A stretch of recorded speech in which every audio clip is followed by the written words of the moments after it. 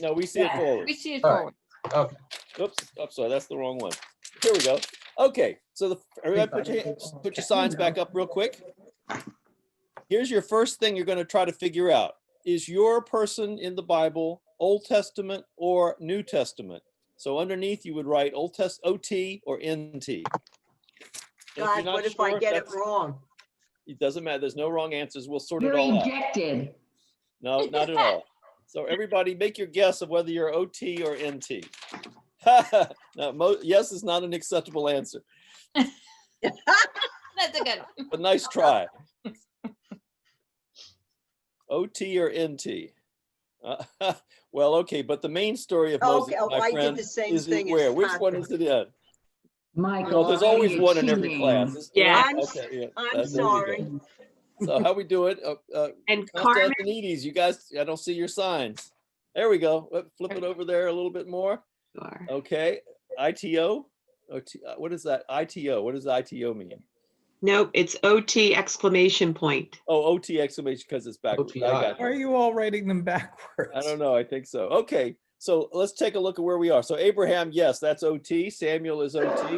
Constantinides, again, if you'll hold it up. So what have we got? Jesus is New Testament. And Patrick, Jacob is Old Testament. David is Old Testament. Esther is Old Testament. Elijah, Old Testament. Daniel, Old Testament. Moses, Old Testament. Mary, New Testament. Peter, New. Paul, New. And Deborah, Old. Very good. Yay! So now here's the next thing, and the fact that we've separated out Old Testament and New Testament should help us a little bit with the next part of this, which is we're wanting to figure out of all the people that we have listed, who came first. Put it back up. Ooh, Who came first? chicken. Anybody can throw out a guess. Sorry, wait, Daniel, we're going to wait, wait on you because you have had professional training. So we're going to.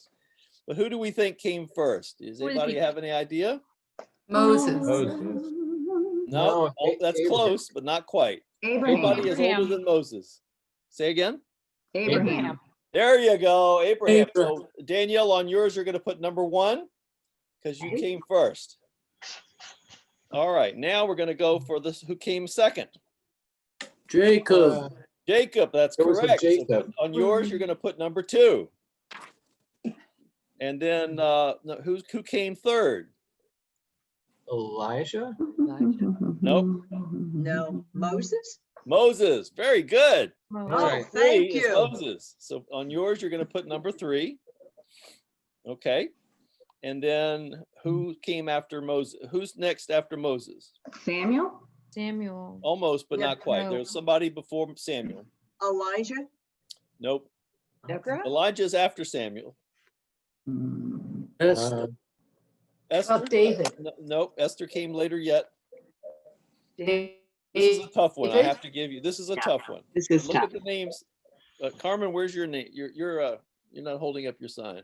There we go. You're Mary. Okay, we know it's not Mary. Got to be Daniel or Deborah. That's all who are There left. you go, Deborah. That's the right answer. Ding, ding, ding, ding, ding, ding. Mhm. So on yours, you're going to write down what number are we Number on? 4? Are we Four. 4? Number 4 is Deborah. Okay. And then who comes next after Deborah of the names that we You have? gotta here? be Samuel, you. That's me. So I'm going to write 5 Samuel for mine. I'm 6 then. Very good. Now we have who's after Samuel? Me, Who's me? me, David, Daniel, I mean. No, Right? not Daniel. No, No, You is actually, it me? I actually said the right thing by accident. David? David. Okay. Huh. David is number 6. Okay. Who's number 7? He's gotta be in Elijah? there too. Elijah. That's right, Mary. Oh, Elijah. Number Elijah. 7. Number 7, finally. Yes. Yeah, with the end. Okay, who's next? Who's after that? Who do we have? So let's see, if you've been picked already, you can put your sign down. So Okay. Abraham can come down. Esther's still open. So Esther, Mike, let's see, is that the right answer? Esther. No, I was not dragging Esther. and dropping. There's the somebody screen. before Esther. Mhm. Daniel? Daniel. Yeah. Daniel is next. So what's the next number we're doing? 8. 8. Daniel is 8. Now Esther is 9. Esther is 9. Okay, now And then we're who into do we have New left? Testament. Mary and somebody had Jesus. Who got Jesus? Oh, okay. So we have Mary is 10. Yeah. Jesus is 11. And then let's see, what do we have left? Peter and Paul. So who's next after Jesus? Peter. Oh, and Peter. we got Mary. So Mary, you got your Peter. number in? Yeah, 10. Good. So you can put that down, Mary. So we have Peter and Paul left. Who came first? Peter. Peter. Peter. So you're, well, what number were we on? I've 11. lost track. 11. So 11. Peter, you're 11. And Paul, you're 12. 11. Okay, a lot of people. And I had twice as many names we could have done. Here are some of the names we didn't get to because we don't have enough people. Ahab, Bathsheba, Elisha, Hannah, Isaiah, Jezebel, John the Baptist, Jonah, Joseph, Joshua, Mary Magdalene, Miriam, Noah, Rachel, Ruth, Samson, Sarah, and Solomon. Mhm. Nice. Now, and then that is just the tip of the iceberg, but those are the more prominent names, right? So how many of you heard a name that you had never saw a name in this exercise that you'd never heard of before? And if so, which one was it? Everybody put their signs back up. Did anybody hear a name that they didn't know? Deborah. Yeah, Deborah. Yeah, that's the one I expected. Anybody And else? I don't remember who Esther is. Okay, fair enough. Anybody Where's else? Esther? Do we have Esther? Yes. Yeah, we had Oh, Esther in yeah. there. Okay, Sue's got Esther. Hello. yeah. Okay, put your signs back down. So the rest of us have heard of the rest of these. What do we have? 12, something like that? So Yes. 10 out of 12 we were familiar with. Here's the next challenge. This is again just trying to guess. What book of the Bible are you prominently mentioned in? Now we know that Moses is referenced in the New Testament. Well. Okay, so I'm going to anticipate you there, Mike, a little bit. But what's the book of the Bible, if you know that the story of your particular person, or books of the Bible, like in the case of Mary and Jesus and Peter, Peter. they're in the Gospels. So you could say Gospels for that one. And of course, Peter has some books that he actually wrote or is supposed to have written. Mhm. But some of the rest of these people, what book of the Bible? So if you think you know, you can write it on your sign. If you're not sure, you can, put a Peek in the question mark. Bible. Say Can I- again.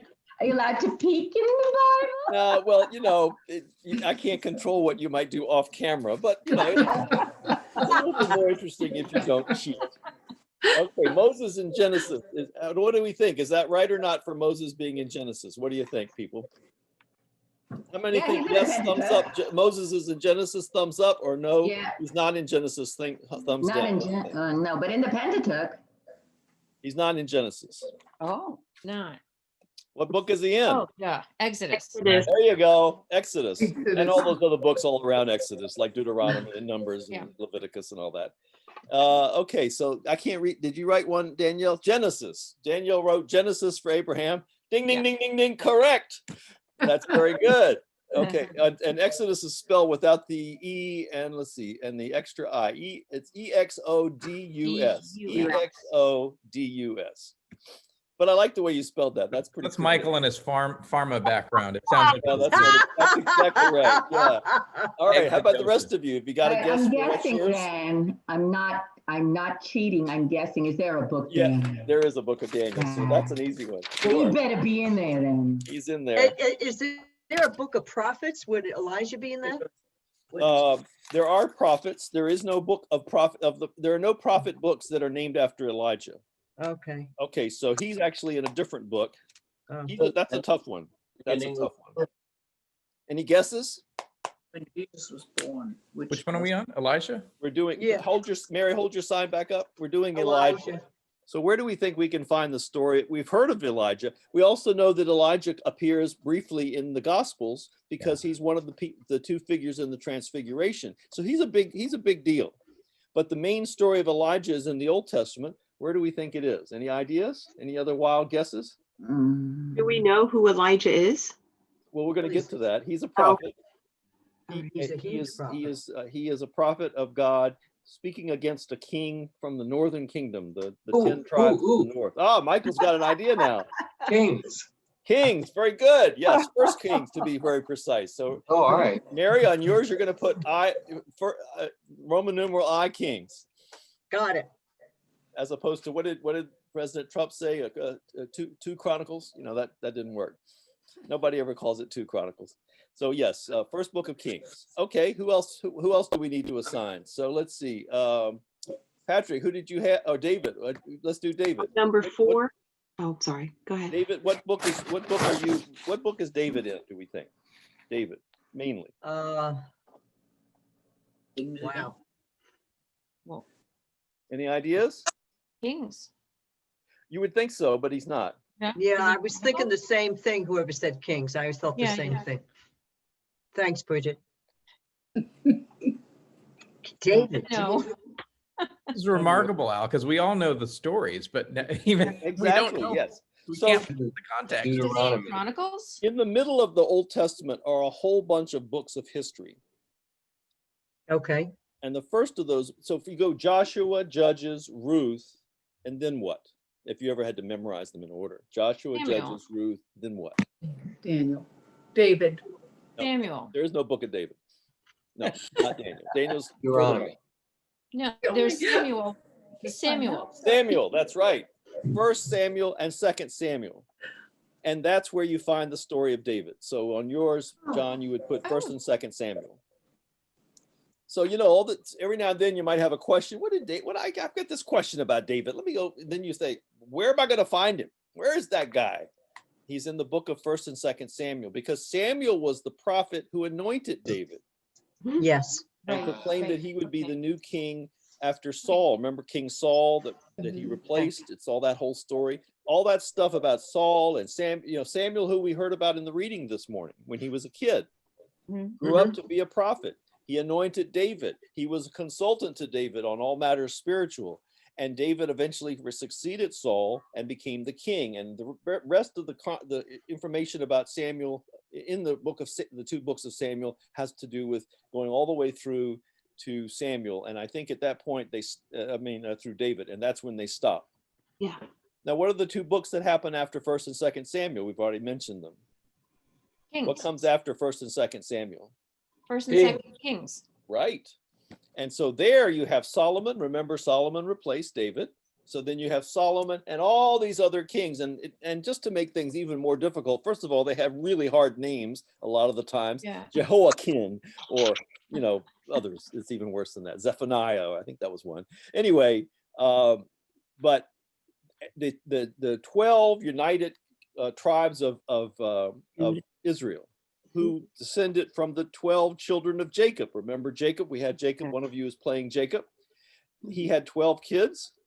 Each tribe derived from his kids or the subsequent generations. And so there were 12 united tribes, and they were that's what Saul and David ruled over on, and Solomon ruled over them too. And then what happened to the 12 tribes of Israel? They all got separate territories. They split around. Not all, but into how many subunits did they go from 12. 1 to what? 12. Didn't they separate into 2 kingdoms? Right, into 2 kingdoms. So how many were there was a kingdom in the north and a kingdom in the south. So how many tribes went north or were north? How many in number? I'm not asking you to name them. I can't do that either. And they're like 11, like more than the went down. Well, 11 is a little too high, but you're getting in the ballpark. About 8. It's a little too low. We're narrowing it down. 9 or 10. Well, it's either 9 or 10. And it's the right answer. Ding, ding, ding, ding, ding. The 10 tribes were the northern kingdom, and their capital was Samaria, Right. Remember. not Jerusalem. How come? Because Jerusalem was one of the 2 that were left over in the southern kingdom, right? 2 tribes in the south, 10 tribes in the north. And Wow. each of them decided to have their own king. Right. So one of the reasons when you go delving into the Old Testament and you start to get confused, it's because you've got 2 kingdoms in play. The names are impossible.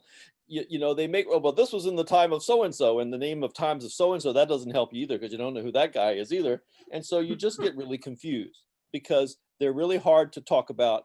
The names of the places are hard to pronounce. The names of the people are hard to pronounce, and you're just kind of lost. But at the same time, we've all heard stories, they've been in the lectionary and they've been in your Sunday school way back when, of stories from these different things. How many of you have ever heard of wicked Queen Jezebel? Anybody heard of wicked Queen Jezebel? Right. Which kingdom was she a part of, do you think? Well, most of North? them were north. You only got so two it's- choices. You might as well so it's guess. north. David. North. North, that's what I Oh, said. North. I said North. Well, north they're too. 10 up north. We may as well guess. And so we that. know she was wicked. She did all kinds of problems. Who was the prophet that was having all kinds of trouble with Jezebel? Do you anybody know? Does anybody know? And he was one of Now the names Elijah? that you all- Samuel. No, Okay. It was Elijah. David. Elijah, right? Oh, Elijah. But wasn't David the one who was like, But looking yes, at he it? was the one that was like, but Yeah, it was Bathsheba. we'll get, if we had done Bathsheba, we bath. could have pulled into that. So, Right. so Elijah and Jezebel clashed. Who was the Right. king that Jezebel was married to? Oh, I'll give Herod. you a clue. Herman Melville borrowed the name. Ahab. It was Ahab, Ahab. very good. Oh, she's good. God, Bridget. Ahab, Bridget, Wow. you on my for charade. Ahab and Jezebel were the Pretty. king and queen of Northern Kingdom, and they were constantly fighting with Elijah because they were kind of wicked. And in the way that it's written in the Bible, it's Jezebel influencing Ahab. You know how that story goes. So Right. But the guys, basically, the they guys were that all wrote the the time history. running into trouble with Elijah. So then we have Second Kings, First and Second Kings. We got First and Second Samuel, First and Second Kings. Then what after that? Chronicles. Chronicles. Now, has anybody ever delved into Chronicles and seen what's there? I have. Yeah. Okay, what did you find? My strongest recollection is they were really, really bad. Everything fell apart, God abandoned them. They begged forgiveness. We're so sorry. We will never do it again. We're so sorry. Save us, save us. He saves them. They do it again. Exactly the same thing, like over and over and over and over and over. That's my Now, biggest do you- memory. Yes, that's a great memory because it was written by the chronicler who really wanted to emphasize wickedness. So your take on that was dead on right to what the writer intended. But in terms of the story that's being told in Chronicles, what about that story? And Daniel, this is probably one you may be the only one that can answer, but I know the answer too. But what is it about Chronicles that if you go through the Bible from Samuel to Kings to Chronicles, what strikes you about Chronicles when you start to read it? About the plot, about the story? Any ideas? I think I've even stumped the seminarian, maybe. I think you have. It's a rerun. Well, Kings. It goes through all the same stuff that you were just dealing with in the books of the Kings. Right. It's like the Gospels. It's another take on the history, but it's the same history. So it's a repeat. It's a repeat. So Okay. when you're in the Bible and you're trying to figure stuff out and you get through the books of Kings and you go into Chronicles and you're going, what? Okay, which one am I supposed to go with here? But as I've already said, the Chronicle books have a kind of a bias against wickedness. So they're really emphasizing that part of the story. And so for what that's worth, that can be useful to compare. But just in terms of general orientation, why? No wonder you're confused, right? Because there's nothing in the Bible that sets it up and says, oh, and by the way, this is going to be a repeat. This is like what happened last week. Right. So that gets to be confusing, right? And then what happens after that? Professor, I think we missed Deborah. We did miss Deborah. Very good point.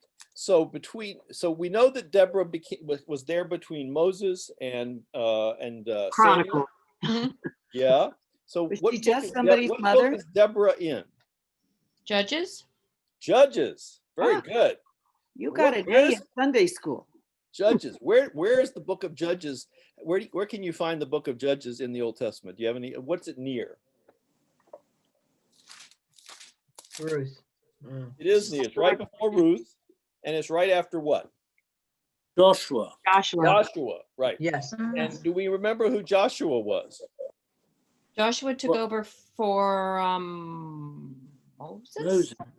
Right, he did. He took over from Moses. Moses died, and Joshua was in charge. Joshua, who was it that led the children of Israel into the promised land? Moses was not allowed to He do was that. allowed. Right, Joshua. Joshua did. And one of his first battles was against a walled, fortified city that that starts with the letter J. Jericho. There you go. That was around the frontier to the promised land. They came, let me see, I had to put my map back up.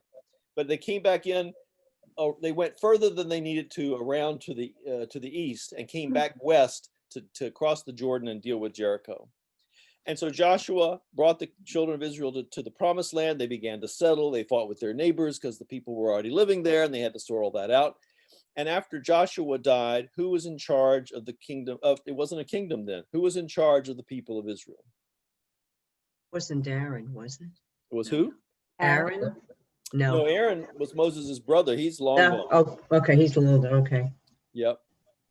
Samuel. So, well, no, No, it- Samuel is later. It was So it's got Judges, this but gap. I You got don't, this gap. who was the first between- one? What's the first one of what? The Judges. The first one of the Judges. Well, that's a good question. They're still arguing over that. Oh. The book of Judges talks anecdotally about a number of different people who were judges. And there's some ability to chronologically order them, but they're not, or there weren't people saying like they did with the kings, the reign of King so-and-so was Right. from this to that. They didn't do that with the judges. And in some cases there's overlap. Who are some of the judges besides Deborah in the book of Judges? Any guesses? You probably won't guess too many, but there's at least one famous one. Esther is not a judge. We haven't forgotten Esther, but that's a good guess. But Deborah was a judge? Huh? Deborah was a Deborah judge. was a judge? Deborah was a judge. In fact, here's a Yep. very interesting point, and one of the reasons I included her, of all the people listed as judges or suggested as judges in the book of Judges, only one is officially stated as actually being a judge, Hmm. and that is Deborah. Oh. Deborah told the military leaders, she gave them their marching orders. They took their directions from her. She was commander in chief. Oh, my God. She was the only one listed as, she was like Judge Judy. People would come to her. She had this place. She set it up in what's called the Palm of Deborah. She sat under this palm tree and people came to her with their problems and she sorted it out. She was the first Judge Judy. And she's the only one in the book of Judges that specifically stated to have fulfilled that function. It's suggested that others also did, but nothing is stated overtly. Only Deborah is stated overtly as having done that. She's also called a prophetess or a prophet, if you don't want to use sexist terms. She was a prophet. She had the word of God that she was able to proclaim. And that's one of the reasons that the military followed her lead, because they were being afflicted by a neighboring king, and she helped them to defeat the army of the neighboring king. And it's, where do you find the story of Deborah? It's in Judges chapter 4 and 5. Chapter 4 is the prose version. Chapter 5 is something called the Song of Deborah. Now, I would advise you not to rush over and read that because you'll just get bogged down. You'll get as bogged down as the enemy army did, because it's got a lot of place names that don't mean anything to anybody. But the point of this, of bringing her into this mix, is that God spoke through both men and women. Mhm. There were the matriarchs as well as the patriarchs. If we'd had more people playing in the game today, I would have included Sarah and Rachel and so forth and so on. But that's who Deborah is. Now let's go to Esther. We haven't placed Esther. She's in the book of Esther, but how does that work chronologically? Where does that happen? Who was in charge of that part of the world in those days? Who was in charge of the world in those days, in the Holy Lands at that time? What major empire was in charge? What had conquered them? Both kingdoms. Babylon. Say again? Babylonian. Babylonian is a good guess. It's the kingdom. It's the empire that conquered Babylon. The Assyrians? No, that's the empire before. Think of these empires. There are 5 great empires talked about in this part of the Bible, and if you think about them as fish, each one bigger than the one before. So the smallest of the fish is the oldest one, and that's Assyria. And then came Babylon, and it conquered Assyria and was bigger. And then came the place that is associated with Esther. What's the next kingdom? What's the next empire in the line of 5 fish? Any guesses? Medes or Persians? Yeah, Persia, right. So Esther was queen of the Persians. The Persian Empire was bigger than the Babylonian. It conquered the Babylonian Empire, swallowed it, and was bigger. And then who conquered the Persians? Greek. Right. Bigger fish yet, swallowed all of that. Each fish bigger than the one before. Each empire bigger than the one before. And who conquered Greece? Rome. Rome. The biggest fish of all. So Esther was she was the middle fish. She was Persia. She was the queen of the Persians. It's a whole set aside story just about her faith as a Jewish person, Right. her kinsman Mordecai, and how they were able to survive in a kingdom that didn't recognize their religion. And wouldn't do too well today either. How do we, so has everybody so everybody's able to put down their book of the Bible for the character that they had? Did I miss anybody? Old Testament, right? Yep. Oh yeah. So now let's go to the New Testament. Well, we didn't have that many because we ran out of people, but basically you had Mary, Jesus, Peter, and Paul. Have I forgotten somebody? No, that's it. That's it. So obviously Mary was the mother of Jesus, so she comes first, and then Jesus, and then Peter was one of his disciples. Paul was And then Paul was one of the apostles. He wasn't also called Saul. I got a deck out for 1 second. Teddy's gotten stuck on his Sunday school, so I'll be right back. The New Testament chronology is a little bit easier because instead of centuries and centuries and centuries, right? Because, I mean, for example, Abraham, they think, lived around 2000 BC, and David was king around 1000 BC. So you've got a millennium between Abraham and David, right? And then you've got a millennium between David and Jesus, right? So you've got 2000 years. You've got as much time between Abraham and Jesus as we have back to Jesus. Right. True. So it's no wonder you're having trouble figuring it all out because it happened over 2000 years, the Old Testament. Meanwhile, the New Testament happened in a single century, not even all of that. From 0 AD to, I think, the fall of Rome, 82, I want to say, something like that. And Jesus's death in the 30s there. So it's a compressed timeline, and there's not as much plot in the New Testament as there is in the Old Testament. But why is it important to know anything about the Old Testament, since we're really kind of children of the New Testament in a way? What's the importance of the Old Testament? Oh God, our history. Our history. Yeah. Well, it Yeah, also points the to the New prophecies that were Testament. fulfilled. Sure. Yeah. Anything else? It foretells the coming of Christ. Right, right. Very Yeah. important that he could, and when he's on the cross and saying, why have you forsaken me? Jesus is quoting the Old Testament. You know what he's quoting? Isaiah. Yeah. Nope. It's a psalm. Psalm 22. Yeah. Go back and read. That's the one you should read first if you want to read anything. Go back to Psalm 22 and see how eerie it is, how perfectly it fits with the crucifixion scene. Jesus, knowing the Bible as well as he did, the Old Testament, I mean, he used the words of the psalm to express his own despair in that moment. Wow. Because it fits so well. And would they have known it through oral? Yeah, they didn't have books. Nobody, only the priests had the books because there was no printing presses. So everything was very costly to have a book. Right. But they would have known it because they were taught it in temple. They were taught it, their rabbis would have taught them. And so one of the reasons that it's important look in the New Testament, you'll see all these references to things in the Old Testament. The writers of the New Testament assumed the hearers of their writings or of their teachings would have known the storyline. They didn't have to stop and tell them who the different Old Testament characters were because they knew their people knew it. But we don't have that same advantage. We're sketchy on Old Testament. So when they drop these references in the New Testament, we don't always pick them up. But if you go back to the book of Hebrews, that's a great overview of Old Testament because that's what it's trying to get to. Is say, hey, this is right to you, Jews. Here's your story and how Jesus fulfilled it. So it helps, I think, a little bit to know a little bit more about the Old Testament. But the problem is it's daunting because you don't know how to go about it. If you try to read the Old Testament from the first page to the last, you're going to get a headache really quickly. Yeah. Because it's not really set up that way. You really kind of have to jump around. But in order to jump around, you have to know where you're jumping. So I think it helps to have a basic idea of the timeline. That's the whole point of this exercise this morning, is to show you the thrust from the very beginning times through Abraham getting the covenant. Then he takes his family to the promised land. He has his son. Who's his son? Does anybody remember Abraham's son, the one he sacrificed? Isaac? Isaac.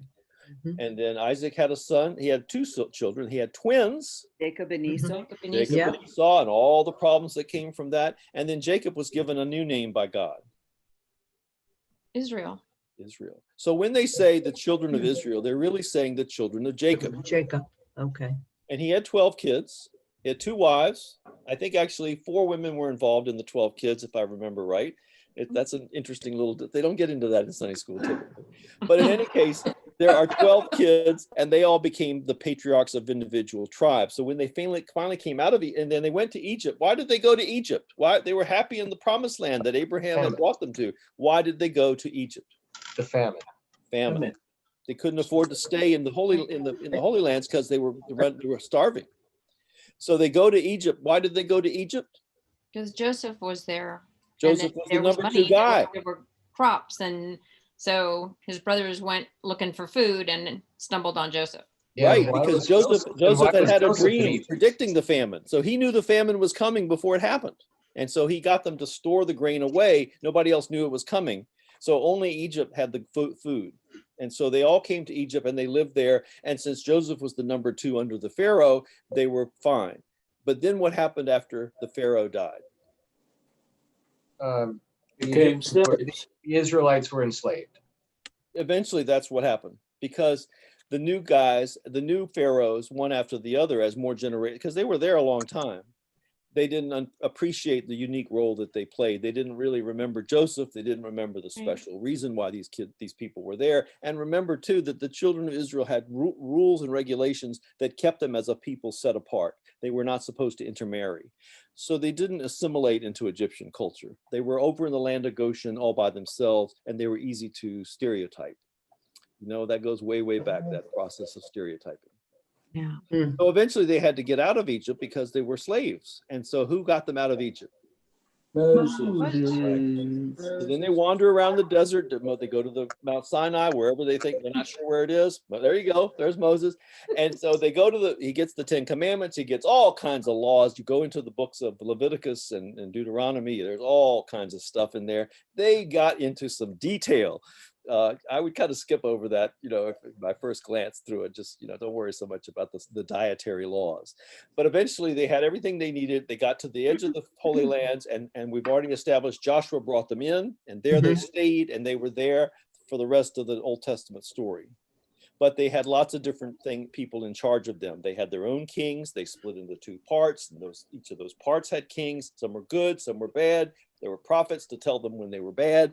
Yada, yada, yada. And then they were both conquered. Who fell first? The 10 tribes in the north or the 2 tribes in the south? Which fell first? North. North. The north. Who yeah. conquered the northern kingdom? The Assyrian. The Assyrians. First fish ate the northern kingdom. Who conquered the southern kingdom? Babylonia. Right. Second fish. And so by the time we get to the New Testament, we're all the way to the time of the biggest fish, Rome. Yeah. They're in charge of the world, and they have, you know, set up the kingdom of Herod, but Herod is a vassal state underneath of the Roman Empire. Does this help you a little bit to kind of get a sense of where things flow from one part Yes. to the other?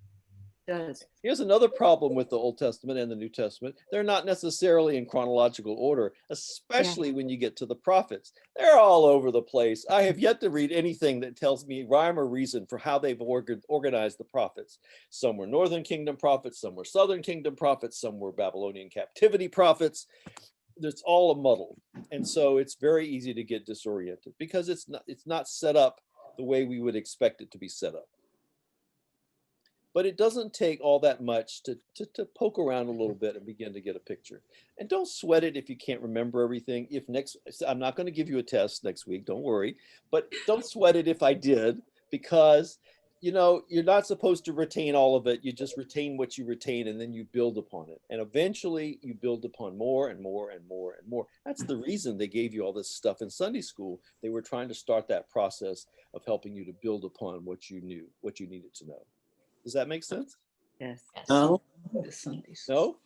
Al, I think it's interesting that when Joshua led them into the promised land, the tribes were actually settled in the form of a cross. Ah, that I had not heard. And the other interesting thing is, if you look at the literature, the countries to the west of Jerusalem write from left to right, the countries east of Jerusalem write from right to left. Uh-huh. But it always fascinated me that Joshua was instructed to where to put the tribes, to put them in the sign of a cross. Hmm. I had not heard that before. Danielle, had you come across that before? I have not that detail, but I did write it down. Yeah, yeah, that's going to be something worth looking into. Does the Southern Kingdom was often called Judah, which was one of the two tribes. Do you remember who the other tribe was?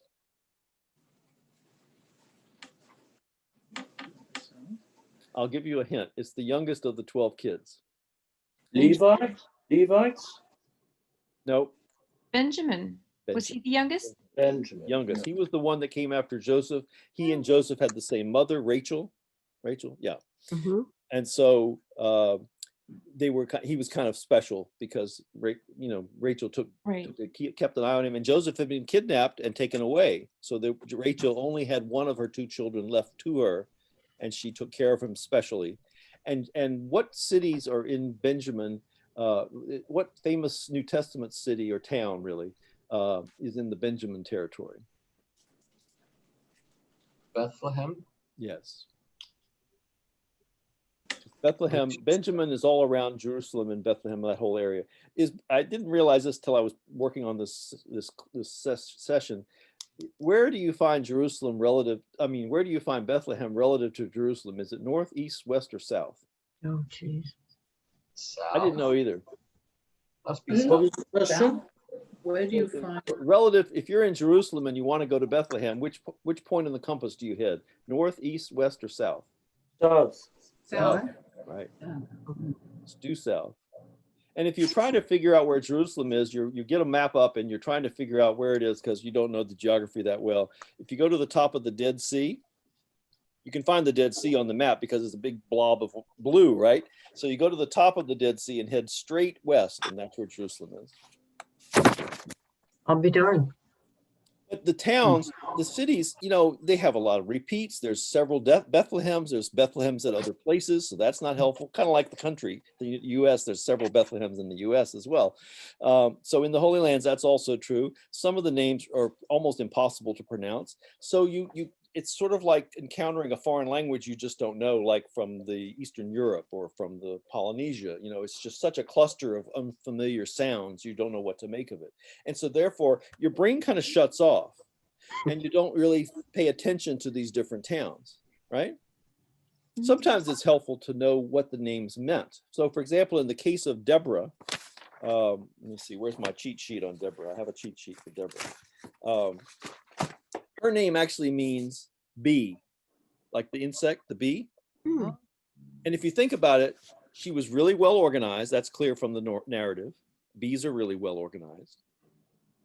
They're very industrious. She was very industrious. She leaves her poem of Deborah down in the south, goes with the army up to the north to help them lead the battle against this king that they're fighting. So she's got a lot of hustle. Deborah does. She's not frail.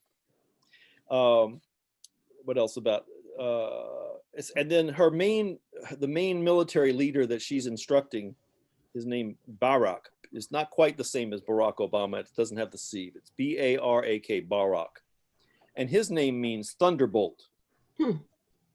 So it's sometimes helpful to think of this, a good Bible with commentary notes and stuff will tell you this stuff, and then you can kind of figure it out by saying, okay, B, the prophetess told Thunderbolt, the military guy, to do thus and so, because you can keep straight B and Thunderbolt because you understand what those words are. Whereas, well, Deborah, because it's a familiar name maybe, but some of those names are not familiar. And so sometimes translating the names can help you get it all straight.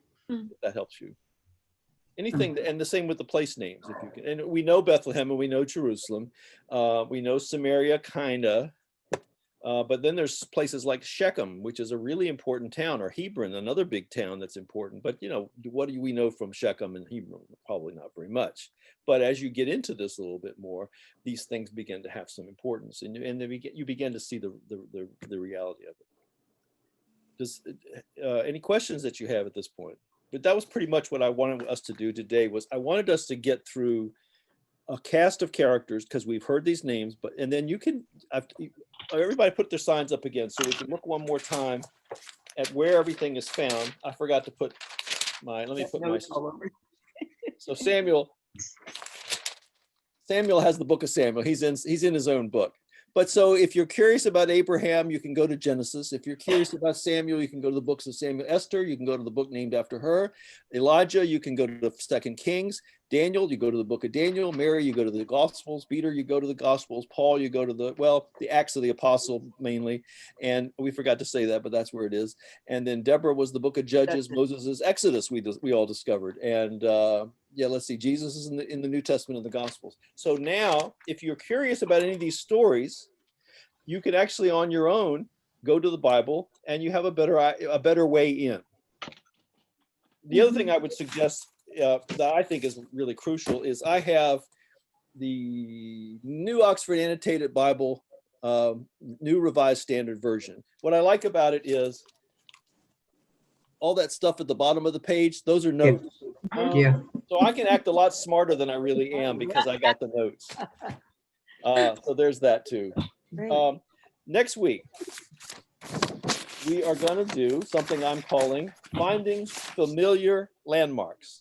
So Dave is getting your bearings. I hope I gave you some sense of that. You got some bearings. That's what I was trying to do today. Next week, it's Finding Familiar Landmarks. And I want everybody that participates next week to come to the session having figured out one of your favorite scripture verses. I don't care where it comes from. Find it, write down the reference so we can read it. Everybody's going to share their favorite verse. You know, let's restrict it to a verse or two as opposed to a whole big chapter. Yes, the thing that Paul says about love is good, but it's long. So yeah, try to reduce it to a couple of verses. But everybody come bringing that, and we're going to first of all listen to those and maybe kind of get a sense. I think when you hear them next week, you may be able to put them in kind of a chronological order because you'll have retained at least some sense of what we did this week. So that's your assignment next week. You don't have to have the pad of paper and the sign. Yes, Danielle. I just wanted to share something with you guys. And oh my goodness, Al, thank you. Well done. Yeah. Amen. Fun. I put in the chat, but I use the Bible Odyssey. it's the Oxford Bible Commentary. This is some good stuff in here. There's also the HarperCollins Bible. It's similar to the one that Al had, but the Oxford Bible Commentary is the one that Episcopalians use. Are we recording? We're still recording. Okay. So I wanted to share that. And then also I put in your chat one of the other resources that I use that I think you might find helpful. If you can see my screen, it's called Bible Odyssey. And it actually, talks about the different people, as Al talked about, the various places and also passages.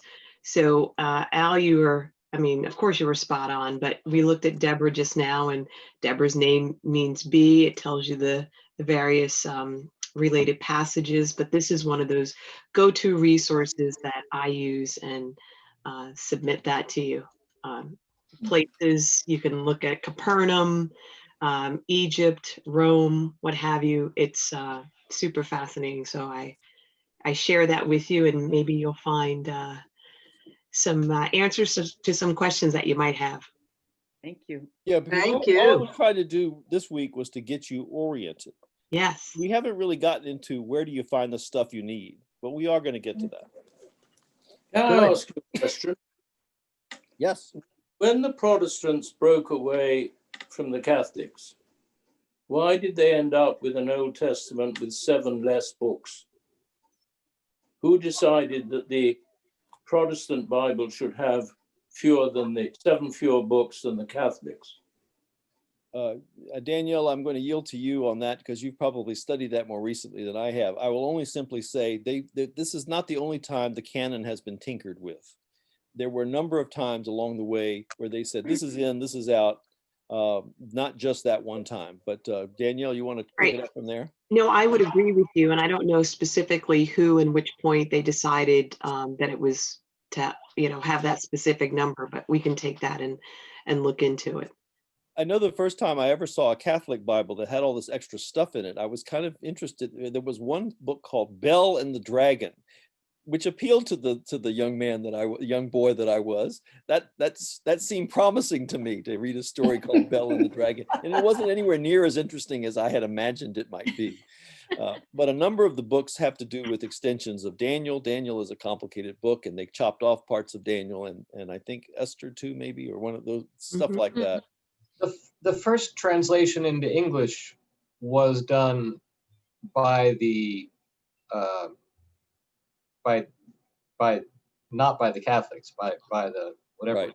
Protestants. So by the Protestants. So I think maybe when they were translated was when some of the books were left out, but I'm not. Yeah, but there had to have been councils or gatherings of the main heavy hitters at the time. But I don't know enough about that. Well, the Catholics left out some of the Orthodox Bibles. You're right. Well, maybe, yeah. Just to say who.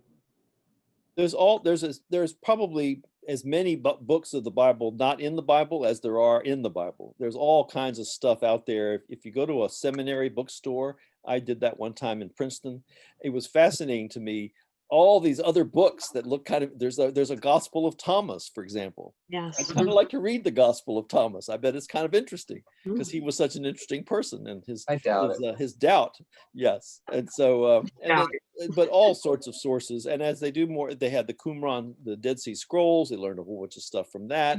So yeah, there's a whole a book of Enoch, which Enoch was way back before Abraham. And so he was I think the grandfather of Methuselah. That's how far back Enoch goes. Wow. Yeah, the grandfather of Methuselah. So yeah, so there's all kinds of stuff, and then different gatherings have said, we don't quite think this has the holy vibe that we're looking for. We think that should be kicked out. And the gatherings, it was always committee, I don't think, rather than one person, but that's part of the process that we get to. Whether it was inspired or not, the canon, who can say? We start with the canon. Let's get the canon figured out. Then we'll worry about the stuff outside of the canon, I guess. Anything else? We're a little bit over time at this point, but I did finish on time. You have to note that, Daniel. I did all right. I was surprised about that. Any other questions before we adjourn? Thank you. Oh, you're welcome. Thanks. No, thank you, Al. Very much. All right. You made it easy, easy and enjoyable. Good. That's the point. That was the plan. I'm glad to hear it worked. See you later. Have a See you great week. later. Should have an interesting week. Yes, oh, yes. Yeah. To our brand new president. The Oh, boy. inauguration.